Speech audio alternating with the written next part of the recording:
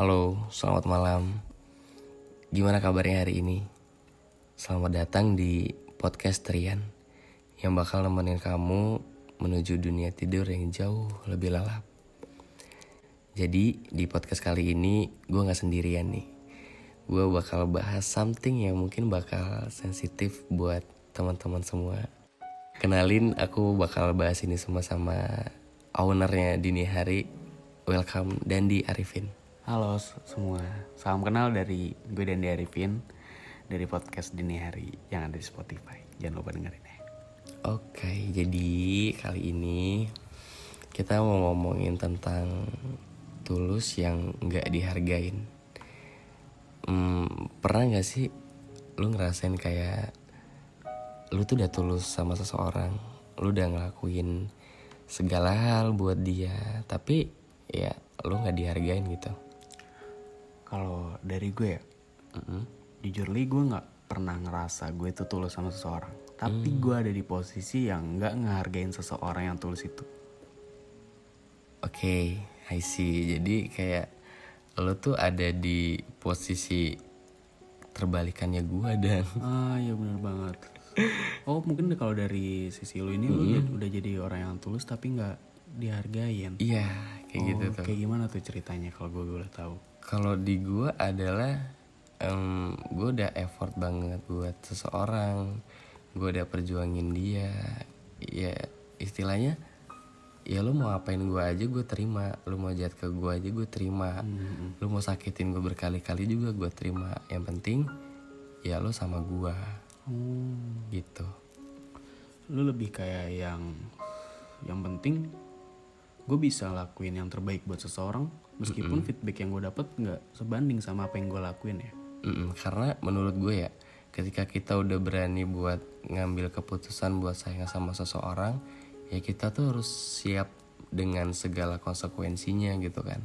Kita harus siap dengan oke, nanti ini kayaknya endingnya bakal kecewa, oke nanti ini endingnya bakal bahagia. Nah kan kita nggak tahu bakal kayak gimana.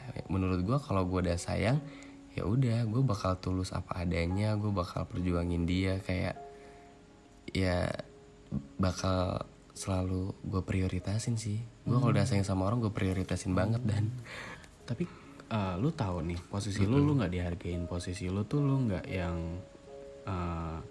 dianggap ada ya istilahnya kayak gitu ya. Kenapa lu nggak coba buat cari yang lain? Kayak istilahnya di posisi ini tuh lu udah nggak enak banget. Di posisi ini tuh lu udah ngerasa kayak kenapa sih gue doang yang berjuang, dan kenapa lu nggak nyari seseorang yang mau diajak buat berjuang bersama? gue pernah dengar kutipan ya, kalau sama dia sakit tapi kalau nggak sama dia jauh lebih sakit. Oh shit man. itu yang relate banget buat gue. Ya gue jangan sama dia, gue tahu ini sakit gitu kan, tapi gue nggak bisa kalau nggak sama dia. Lu seyakin itu ya, kalaupun lu nggak sama dia lu bakal ngerasain sakit juga gitu, karena mungkin emang posisinya lu udah totalitas banget ke dia ya.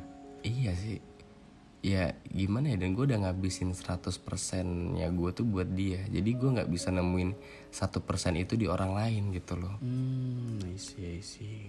Nah kalau di posisi lu kan, yang tadi suka ngebanding-bandingin, yang tadi suka bosen, emang sebenarnya apa sih Dan yang lu cari? Nah itu ya, gue sumpah kayak berbanding terbalik banget sama lu. Karena apa ya, gue pernah kayak ada di satu kejadian yang ngebuat gue jadi nggak enak gitu. Oke. Ada posisi yang kayak ngebuat kayaknya nggak kayak gini deh. Kayaknya gue harus berubah, gue harus nyari yang bisa ngasih gue feedback yang sama kayak apa yang gue lakuin. Jadi ya pikir gue kayaknya di posisi ini gue udah nggak bagus.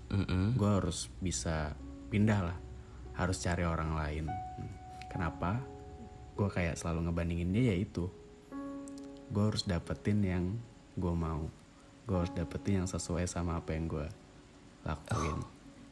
Gitu sih, jahat sih, cuman kayak Iya. pasti lu pernah ya kayak ngerasa bosen, kayak ngerasa anjir kenapa sih gue nggak bisa kayak orang lain. Ya Ya kalau kan? gue itu manusiawi sih, karena ya semua orang pasti punya rasa bosan kan gitu. Nah terus nih kalau misalkan lu tahu nggak dia bakal masih bisa balik lagi ke lu atau enggak, atau kayak lu ini sekarang masih mengharapkan dia atau enggak sih? Kalau ditanya masih ngarep dia atau enggak sih, jujurnya masih ya. Cuman kalau gue minta dia buat balik lagi, itu sama aja kayak gue nggak tahu diri nggak sih?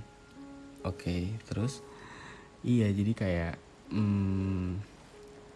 gini loh, lo udah jahat sama seseorang dan lo nggak dapetin apa yang lo mau ketika lo pergi dari seseorang tersebut, dan yang lo lakuin malah lo minta seseorang yang udah lo sakitin itu buat balik lagi. Itu sama aja kayak gimana sih? Kayak udah jahat banget. Lu brengsek sih. Iya sih, emang udah sebrengsek itu. Tapi kalau gue pengen tahu deh, sebenarnya kenapa sih lu milih buat tulus? Padahal kan lu udah tahu nih konsekuensinya, lu bakal sakit, lu bakal kecewa. Gitu. Kenapa lu nggak coba buat cari dunia lu yang lain, cari seseorang yang lain buat bisa ngehargain rasa tulus lu itu? Gimana ya Dan? Lu boleh tanya deh sama orang-orang yang udah tulus kenapa mereka masih tetap bertahan. Mereka tuh nggak punya alasan buat bertahan sebenarnya, tapi mereka yang nggak bisa itu buat pergi dari orang itu gitu loh.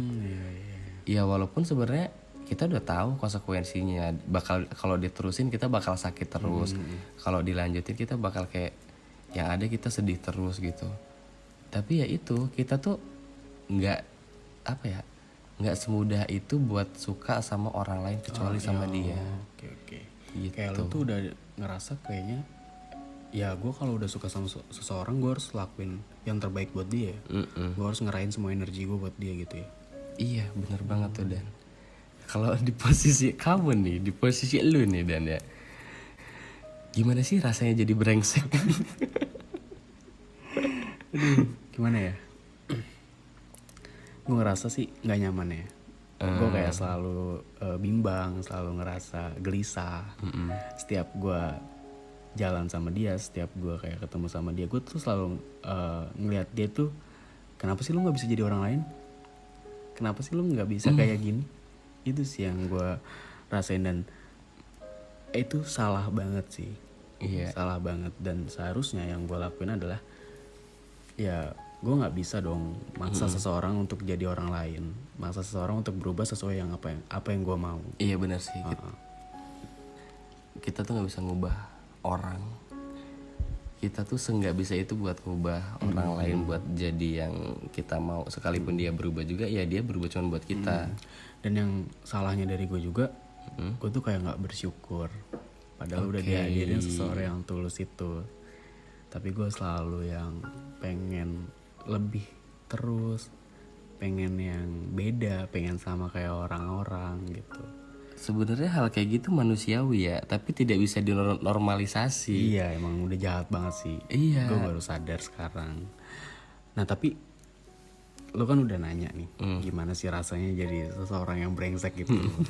Gue juga pengen tahu nih, gimana sih lo rasanya jadi tulus tapi nggak dihargain? Iya, sedih sih. Sedih ya. Sedih, sakit, kecewa. Sebenarnya gue pengen marah kayak, sini dong, lu buka mata lu dong, di sini ada gua loh gitu loh. Di sini ada gua, lu nyari apa lagi di luar sana gitu. Makanya gue tadi nanya ke lu kan, apa sih yang lu cari itu sebenarnya gitu loh. Oh, ibaratnya kalau orang tulis itu kayak lu tuh udah ngejamin seseorang itu bakalan bisa lo kasih semua, Yes, gitu, semuanya dari lu gitu ya. Iya, dan yang bikin gue marah adalah kenapa kok lu nggak bisa ngeliat ke arah sini loh? Kenapa lu nggak bisa ngeliat ke gue? Kenapa lu selalu cari perbandingan itu tadi? Kenapa lu kalau misalkan bosen malah cari orang lain bukannya memperbaiki ya. hubungan yang udah ada gitu? Nah itu sih yang salahnya dari gue. Terus apa yang bisa ditangkap?